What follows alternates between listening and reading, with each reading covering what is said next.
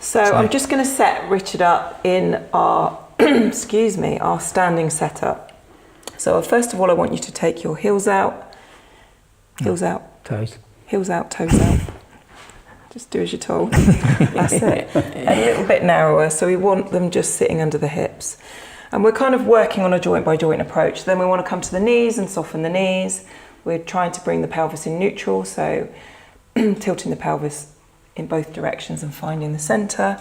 And then we're looking at the spine, so we want to really stretch through each vertebra of the spine and encouraging Richard to really pull up through the crown of the head. Nikki, just for the benefit of cameras, could I get you, Richard, facing 45 degrees, not sideways, but 45 degrees, because then we've got you front and side, and we'll get a good indication. So we've got feet, we've got soft knees, we've got neutral pelvis. And then probably the most important cue is grow tall through the crown of the head, and then the head, we want that stacked back on the spine, so we're just pulling that chin back. And then finally, we're just going to drop the weight slightly forward in a straight line from the ankle to the shoulder. So we're putting a little bit more tension through the posterior chain. And then I'm just going to bring you into that first hand position. So little finger is on top. We want a nice straight line all the way down.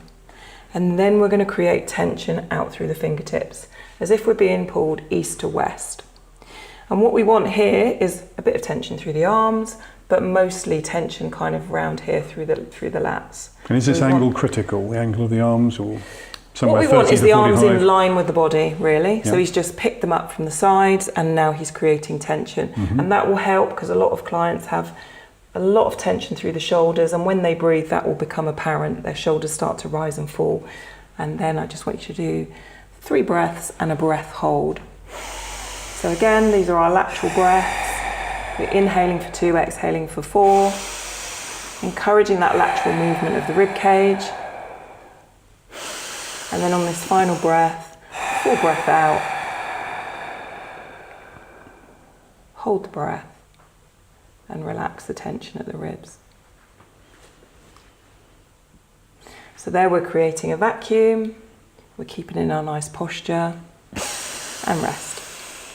Anyone trying that at home will suddenly realise how difficult hypopressives is, because you really are creating tension here. Yes. And that tension, because that tension deepens the vacuum.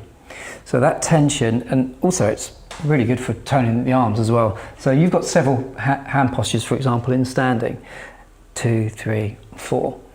And you try and maintain tension between postures as well. So you don't go from here to that, floppy, and then get tension again. You keep the tension, and it makes a huge difference. Right. So anyone at home who wants to try that, you'll realise how much more difficult it is when you actually create tension rather than just holding your hands there. I'm intrigued by that reflex you said, where it looks to me as though you're sucking your belly. Yeah. And as you were doing this, I was having a half-hearted go at it to see if it happened to me, and it didn't happen to me. So I'm not doing it right, clearly.